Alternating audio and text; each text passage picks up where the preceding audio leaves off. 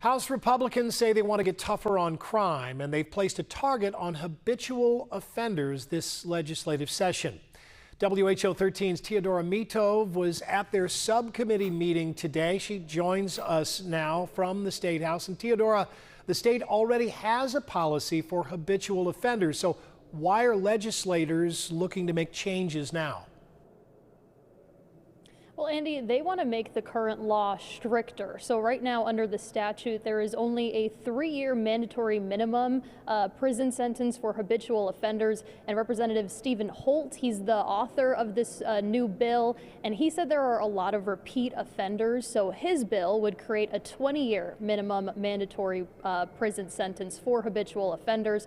And now today at the subcommittee, there were a lot of people there today, all speaking out about their opinions. Some were in favor, others were opposed. Here's what they said.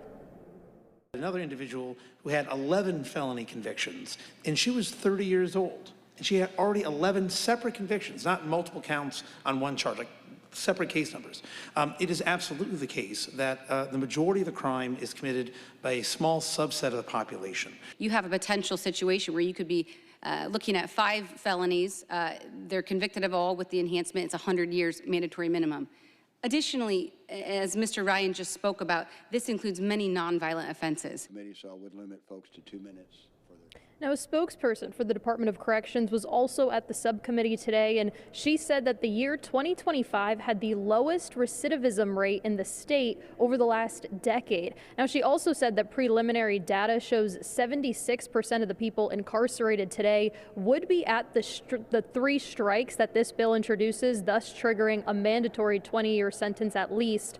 And nearly half of the people that were just placed on probation would be sentenced to prison instead. Now, their facilities are also 24% over capacity today, but Republicans weren't swayed. We've had a lot of our members go out and tour detention facilities and correctional facilities in Iowa. And it's very interesting because what we're told by people on site is that there's not an overcrowding problem. So there's a disparity there we're going to get to the bottom of it. What really resonated was the people that came up and said, we're trying to reduce the number of victims. I think when you hear stories of habitual offenders getting out over and over, and then there's increased amount of victims, we need to take it serious, and this bill addresses that. So the bill did advance into committee today, but the legislators did say that they're still open to having these conversations, and there might even be some changes made to this bill in the future. Andy? Okay, yeah, still early on in the process, but good to know what's cooking over there at the State House. Thank you, Teodora.